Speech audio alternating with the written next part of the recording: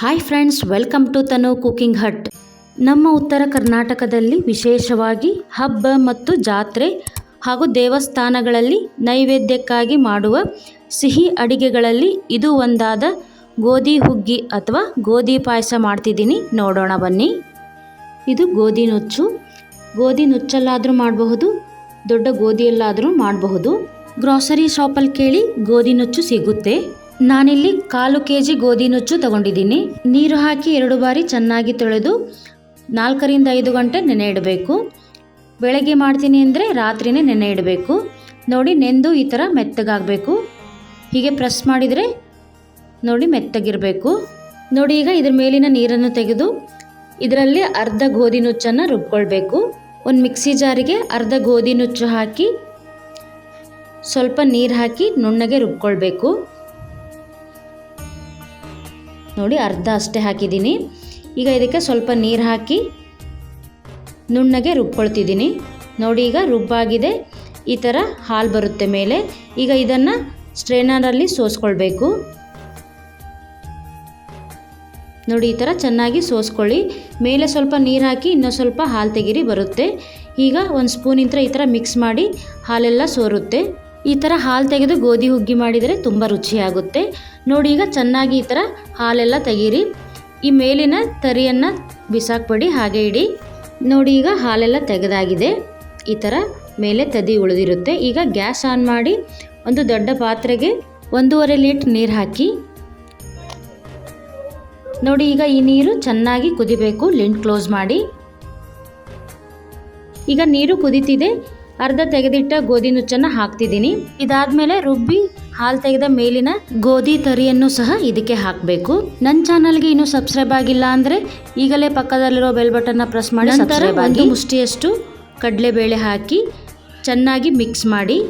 ಗೋಧಿ ನುಚ್ಚು ಹಾಗೂ ಕಡಲೆಬೇಳೆ ಚೆನ್ನಾಗಿ ಬೇಯಬೇಕು. ಲಿಡ್ ಕ್ಲೋಸ್ ಮಾಡಿ. ನೋಡಿ, ಈಗ ಬೆಂದಿದೆ. ಒಮ್ಮೆ ಮಿಕ್ಸ್ ಮಾಡಿ. ನೋಡಿ, ಈ ಥರ ಬೆಂದಿದೆ. ಈಗ ಇದಕ್ಕೆ ಬೆಲ್ಲ ಹಾಕ್ತಿದ್ದೀನಿ. 1/4 kg ಗೋಧಿ ನುಚ್ಚಿಗೆ 3/4 kg ಬೆಲ್ಲ ಹಾಕ್ತಿದ್ದೀನಿ. ಗೋಧಿ ಹುಗ್ಗಿಗೆ ಸ್ವಲ್ಪ ಸಿಹಿ ಜಾಸ್ತಿ ಇರಬೇಕು. ನೀವು ಸಿಹಿ ಸ್ವಲ್ಪ ಕಡಿಮೆ ತಿಂತೀರಾ ಅಂದರೆ 2.5 ಅಚ್ಚು ಬೆಲ್ಲ ಹಾಕಿ. 3/4 kg ಅಂದರೆ 3 ಅಚ್ಚು ಬೆಲ್ಲ ಆಗುತ್ತೆ. ಈಗ ನೆನೆಸಿದ ಉತ್ತತ್ತಿ ಹಾಕ್ತಿದ್ದೀನಿ. ರಾತ್ರಿನೇ ನೆನೆ ಇಡಬೇಕು. 5 ರಿಂದ 6 ಉತ್ತತ್ತಿನ ಜಜ್ಜಿ ಹೀಗೆ ಸಣ್ಣದಾಗಿ ಮಾಡಿ ನೆನೆಸಿಡಬೇಕು. ಇದು ಆಪ್ಷನಲ್ಲು, ಬೇಕಂದರೆ ಹಾಕಿ, ಬೇಡ ಅಂದರೆ ಸ್ಕಿಪ್ ಮಾಡಿ. ನಂತರ ತಳಗಾಗಿ ಚೂರಾಗಿ ಕಟ್ ಮಾಡಿದ ಒಣಕೊಬ್ಬರಿ, ನಂತರ 8 ರಿಂದ 10 ಗೋಡಂಬಿ ಹಾಕಿ ಚೆನ್ನಾಗಿ ಮಿಕ್ಸ್ ಮಾಡಿ. ಇದು ಚೆನ್ನಾಗಿ ಬೆಲ್ಲ ಎಲ್ಲ ಕರಗಿ ಕುದಿಬೇಕು. ಅಲ್ಲಿವರೆಗೂ ಕುದಿಸ್ಬೇಕು. ನೋಡಿ, ಈಗ ಕುದೀತಿದೆ. ಮಧ್ಯೆ ಮಧ್ಯೆ ಒಮ್ಮೆ ಚೆಕ್ ಮಾಡಬೇಕು, ತಳ ಹಿಡಿಯುತ್ತೆ. ಹಾಗಾಗಿ ಮಧ್ಯೆ ಚೆಕ್ ಮಾಡ್ತಾನೆ ಇರಬೇಕು. ಈಗ 1 ಸ್ಪೂನ್ ಶುಂಠಿ ಪುಡಿ ಹಾಕ್ತಿದ್ದೀನಿ. ಮತ್ತೊಮ್ಮೆ ಚೆನ್ನಾಗಿ ಮಿಕ್ಸ್ ಮಾಡಿ. ನೋಡಿ, ಈಗ ಗೋಧಿ ನುಚ್ಚಿ ರುಬ್ಬಿ ಹಾಲು ತೆಗೆದ ಹಾಲನ್ನು ಹಾಕ್ತಿದ್ದೀನಿ. ನಿಧಾನವಾಗಿ ಹಾಕಬೇಕು, ಒಂದೇ ಬಾರಿ ಹಾಕಬೇಡಿ. ಹೀಗೆ ಕೈ ಆಡಿಸ್ತಾನೆ ಹಾಕಬೇಕು, ಗಂಟಾಗುತ್ತೆ. ಹಾಲು ತೆಗಿಲಾರ್ದೇ ಮಾಡಬಹುದು, ಆದರೆ ಅದು ಅಷ್ಟು ರುಚಿಯಾಗಲ್ಲ. ಹೀಗೆ ಹಾಲು ತೆಗೆದು ಮಾಡಿದರೆ ತುಂಬ ರುಚಿಯಾಗುತ್ತೆ. ನೋಡಿ, ಈಗ ಹಾಕಾಗಿದೆ. ಈಗ ಇನ್ನೂ ಸ್ವಲ್ಪ ನೀರು ಹಾಕಿ. ಗೊತ್ತಾಗುತ್ತೆ ಗಟ್ಟಿ ಆಗ್ತಿದೆ ಅಂದಾಗ ಇನ್ನೂ ಸ್ವಲ್ಪ ನೀರು ಹಾಕಬೇಕು. ಈಗ ಚೆನ್ನಾಗಿ ಮಿಕ್ಸ್ ಮಾಡಿ ಲಿಡ್ ಕ್ಲೋಸ್ ಮಾಡಿ. ಇದು ಕೆನೆ ಕಟ್ಟುವವರೆಗೂ ಚೆನ್ನಾಗಿ ಕುದಿಬೇಕು. ಮಧ್ಯೆ ಮಿಕ್ಸ್ ಮಾಡ್ತೇನೆ ಇರಿ ಒಮ್ಮೆ. ನೋಡಿ, ಈಗ ಈ ಥರ ಕೆನೆ ಕಟ್ಟಬೇಕು. ನೋಡಿ, ತೋರಿಸ್ತಿದ್ದೀನಲ್ಲ ಆ ಥರ. ಈಗ ಪರ್ಫೆಕ್ಟಾಗಿ ಗೋಧಿ ಹುಗ್ಗಿ ರೆಡಿಯಾಗಿದೆ. ಮತ್ತೊಮ್ಮೆ ಚೆನ್ನಾಗಿ ಮಿಕ್ಸ್ ಮಾಡಿ.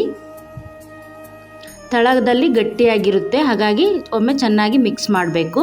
ಈಗ ನಮ್ಮ ಉತ್ತರ ಕರ್ನಾಟಕದಲ್ಲಿ ವಿಶೇಷವಾಗಿ ಮಾಡುವ ಸಿಹಿ ಅಡುಗೆಗಳಲ್ಲಿ ಇದು ಒಂದಾದ ಗೋಧಿ ಹುಗ್ಗಿ ರೆಡಿಯಾಗಿದೆ. ಹಾಗಾದರೆ ನೀವು ಸಹ ಟ್ರೈ ಮಾಡಿ, ತುಂಬ ರುಚಿಯಾಗಿರುತ್ತೆ. ಹೇಗೆ ಬಂದಿದೆ ಅಂತ ಕಮೆಂಟ್ ಮಾಡಿ, ಲೈಕ್ ಮಾಡಿ, ಶೇರ್ ಮಾಡಿ, ಫಾಲೋ ಮಾಡಿ. ಹೀಗೆ ಪ್ರೋತ್ಸಾಹಿಸಿ. ಮತ್ತೊಂದು ರೆಸಿಪಿಯೊಂದಿಗೆ ಸಿಗೋಣ. Thank you.